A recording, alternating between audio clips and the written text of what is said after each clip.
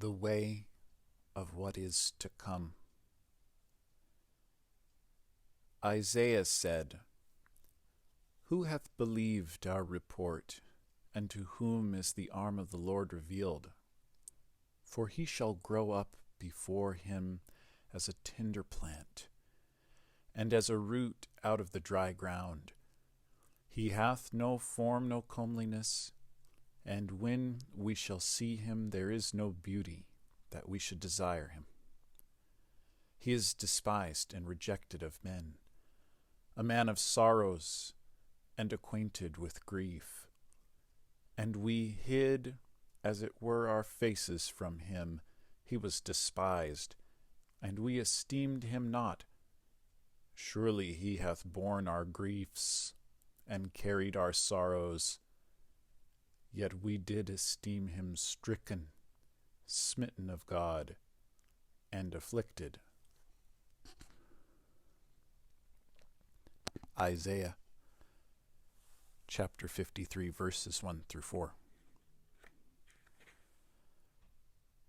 For unto us a child is born, unto us a son is given, and the government shall be upon his shoulder, and his name shall be called Wonderful, Counselor, the Mighty God, the Everlasting Father, the Prince of Peace. Isaiah chapter 9, verse 6. John said, "And the Word was made flesh and dwelt among us, and we beheld his glory, the glory as of the only begotten of the Father, full of grace and truth." John chapter 1, verse 14. Isaiah said, "The wilderness and the solitary place shall be glad for them, and the desert shall rejoice and blossom as the rose. It shall blossom abundantly and rejoice even with joy and singing. Then the eyes of the blind shall be opened, and the ears of the deaf shall be unstopped. Then shall the lame man leap as a hart, and the tongue of the dumb sing. For in the wilderness shall waters break out, and streams in the desert, and the parched ground shall become a pool, and the thirsty land springs of water, and the habitation of dragons, where each lay, shall be grass with reeds and rushes. And a highway shall be there, and a way, and it shall be called the way of holiness. The unclean shall not pass over it, but it shall be for those, the wayfaring men, though fools, shall not err therein." Isaiah chapter 35, verses 1 through 8. Written by C.G. Jung with his own hand, in his house in Kusnacht, Zurich, in the year 1915.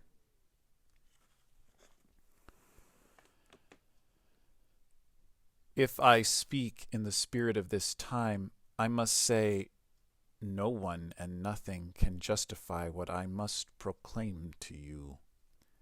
Justification is superfluous to me, since I have no choice, but I must. I have learned that in addition to the spirit of this time, there is still another spirit at work, namely that which rules the depths of everything contemporary.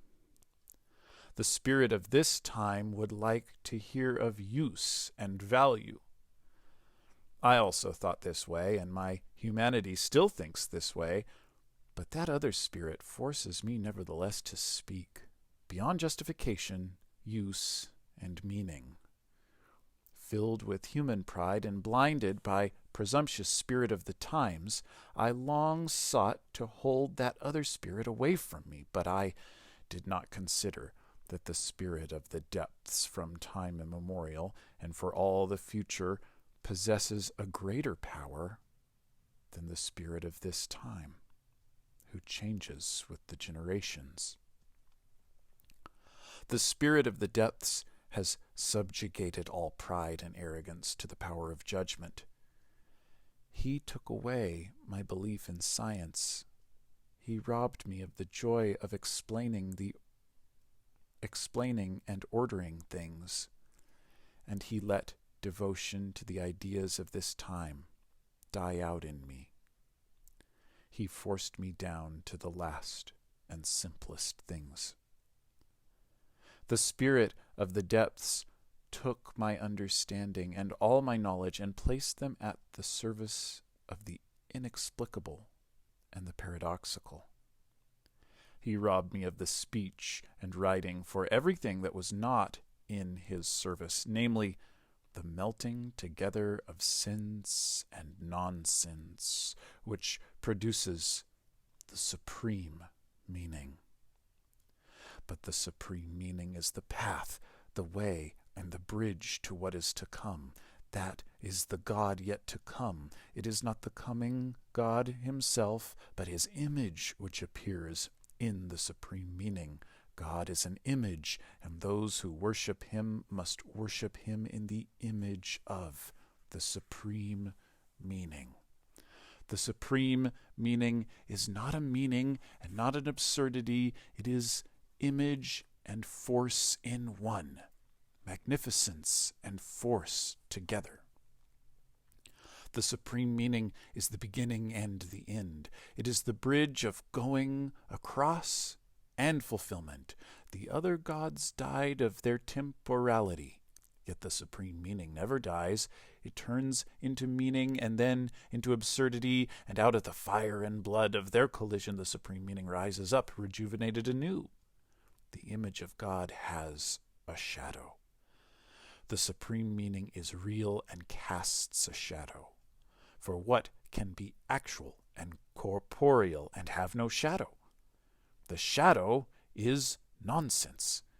It lacks force and has no continued existence through itself, but nonsense is the inseparable and undying brother of the supreme meaning. Like plants, so men also grow, some in the light, others in the shadows. There are many who need the shadows and not the light. The image of God throws a shadow that is just as great as itself. The supreme meaning is great and small. It is wide as the space of the starry heaven and as narrow as the cell of the living body. The spirit of the time in me wanted to recognize the greatness and extent of the supreme meaning, but not its littleness. The spirit of the depths, however, conquered this arrogance, and I had to swallow the small as a means of healing the immortal in me. It completely burnt up my innards, since it was inglorious and unheroic. It was even ridiculous and revolting, but the pliers of the spirit of the depths held me, and I had to drink the bitterest of all draughts. The spirit of this time tempted me with the thought that all this belongs to the shadowiness of the God-image. This would be pernicious deception, since the shadow is nonsense. But the small, narrow, and banal is not nonsense, but one of both of the essences of the Godhead. I resisted recognizing that every day belongs to the image of the Godhead. I fled this thought. I hid myself behind the highest and coldest stars. But the spirit of the depths caught up with me and forced the bitter drink between my lips. The spirit of this time whispered to me, "This supreme meaning, this image of God, this melting together of the hot and the cold, that is you and only you." But the spirit of the depths spoke to me, "You are an image of the unending world. all the last mysteries of becoming and passing away live in you. If you did not possess all this, how could you know? For the sake of my human weakness, the Spirit of the Depths gave me this word. Yet this word is also superfluous, since I do not speak it freely, but because I must. I speak because the Spirit robs me of joy and life if I do not speak. I am the serf who brings it and does not know what he carries in his hand. It would burn his hands if he did not place it where his master orders him to lay it. The Spirit of our time spoke to me and said, "What dire urgency could be forcing you to speak all this?" This was an awful temptation. I wanted to ponder what inner or outer bind could force me into this. Because I found nothing that I could grasp, I was near to making one up.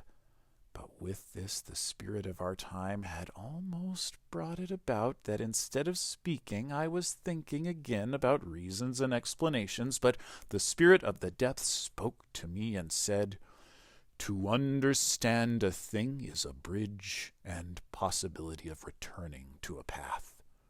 But to explain a matter is arbitrary, and sometimes even murder.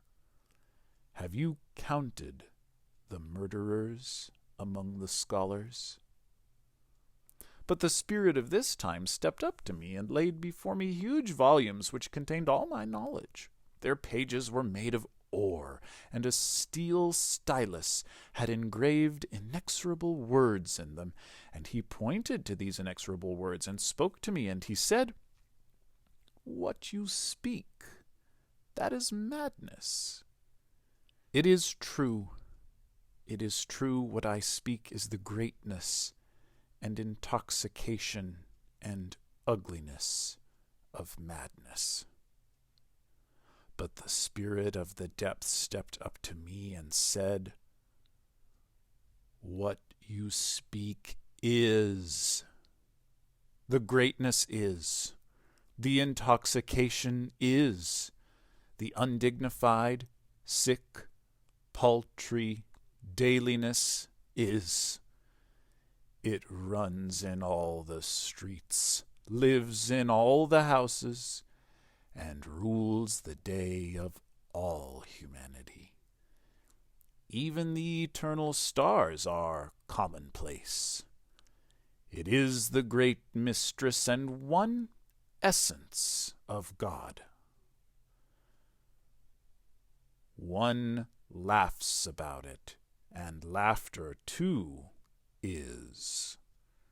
Do you believe, man of this time, that laughter is lower than worship? Where is your measure, false measurer? The sum of life decides in laughter and in worship, not your judgment.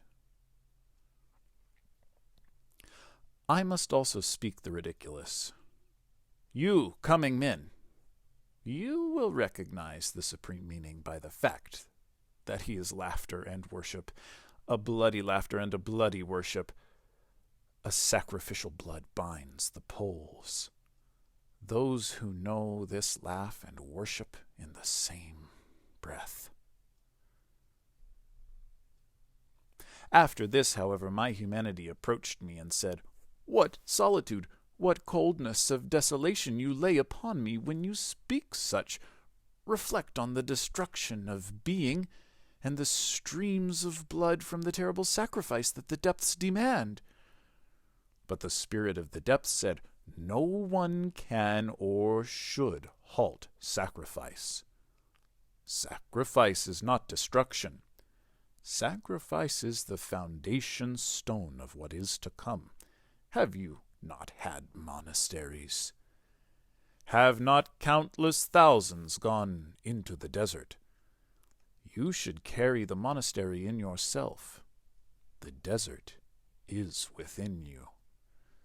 The desert calls you and draws you back, and if you were fettered to the world of this time with iron, the call of the desert would break all chains. Truly, I prepare you for solitude." After this, my humanity remained silent. Something happened to my spirit, however, which I must call mercy. My speech is imperfect, not because I want to shine with words, but out of the impossibility of finding those words, I speak in images. With nothing else can I express the words from my depths. The mercy which happened to me gave me belief, hope, and sufficient daring not to resist further the spirit of the depths, but to utter his word. But before I could pull myself together to really do it, I needed a visible sign that would show me that the spirit of the depths in me was at the same time the ruler of the depths of world affairs. It happened in October of the year 1913, as I was leaving alone for a journey, that during the day I was suddenly overcome in broad daylight by a vision. I saw a terrible flood that covered all the northern and low-lying lands between the North Sea and the Alps. It reached from England up to Russia, and from the coast of the North Sea right up to the Alps. I saw yellow waves, swimming rubble, and the death of countless thousands. This vision lasted for 2 hours. It confused me and made me ill. I was not able to interpret it. 2 weeks passed, then the vision returned, still more violent than before, and an inner voice spoke. "Look at it. It is completely real, and it will come to pass. You cannot doubt this." I wrestled again for 2 hours with this vision, but it held me fast. It left me exhausted and confused, and I thought my mind had gone crazy. From then on, the anxiety toward the terrible event that stood directly before us kept coming back. Once I also saw a sea of blood over the northern lands. In the year 1914, in the month of June, at the beginning and end of the month, and at the beginning of July, I had the same dream 3 times. I was in a foreign land, and suddenly, overnight, and right in the middle of summer, a terrible cold descended from space. All seas and rivers were locked in ice. Every green living thing had frozen. The second dream was thoroughly similar to this, but the third dream, at the beginning of July, went as follows. I was in a remote English land. It was necessary that I return to my homeland with a fast ship as speedily as possible. I reached home quickly. In my homeland I found that in the middle of summer a terrible cold had fallen from space, which had turned every living thing into ice. There stood a leaf-bearing but fruitless tree, whose leaves had turned into sweet grapes full of healing juice through the working of the frost, and I picked some grapes and gave them to a great waiting throng. In reality, now, it was so. At the time when the Great War broke out between the peoples of Europe, I found myself in Scotland. Compelled by the war to choose the fastest ship and the shortest route home, I encountered the colossal cold that froze everything. I met up with the flood, the sea of blood, and found my barren tree, whose leaves the frost had transformed into a remedy. And I plucked the ripe fruit and gave it to you. And I do not know what I poured out for you, what bitter-sweet, intoxicating drink, which left on your tongues an aftertaste of blood. Believe me, it is no teaching and instruction that I give you. On what basis should I presume to teach you? I give you news of the way of this man, but not of your own way. My path is not your path, therefore I cannot teach you. The way is within us, but not in gods, nor in teachings, nor in laws. Within us is the way, the truth, and the life. Woe betide those who live by way of examples. Life is not with them. If you live according to an example, you thus live the life of that example. But who should live your own life, if not yourself? So live yourselves. The signposts have fallen. Unblazed trails lie before us. Do not be greedy to gobble up the fruits of foreign fields. Do you not know that you yourselves are the fertile acre which bears everything that avails you? Yet who today knows this? Who knows the way to the eternally fruitful climes of the soul? You seek the way through mere appearances. You study books and give ear to all kinds of opinion. What good is all that? There is only one way, and that is your way. You seek the path? I warn you away from my own. It can also be the wrong way for you. May each go his own way. I will be no savior, no lawgiver, no master teacher unto you. You are no longer little children. Giving laws, wanting improvements, making things easier has all become wrong and evil. May each one seek out his own way. The way leads to mutual love in community. Men will come to see and feel the similarity and commonality of their ways. Laws and teachings held in common compel people to solitude, so that they may escape the pressure of undesirable contact. But solitude makes people hostile and venomous.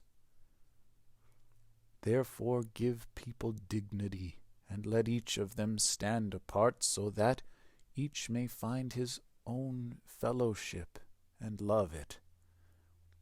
Power stands against power, contempt against contempt, love against love. Give human dignity, and trust that life will find the better way. The one eye of the Godhead is blind. The one ear of the Godhead is deaf. The order of its being is crossed by chaos. So be patient with the crippledness of the world, and do not overvalue its consummate beauty.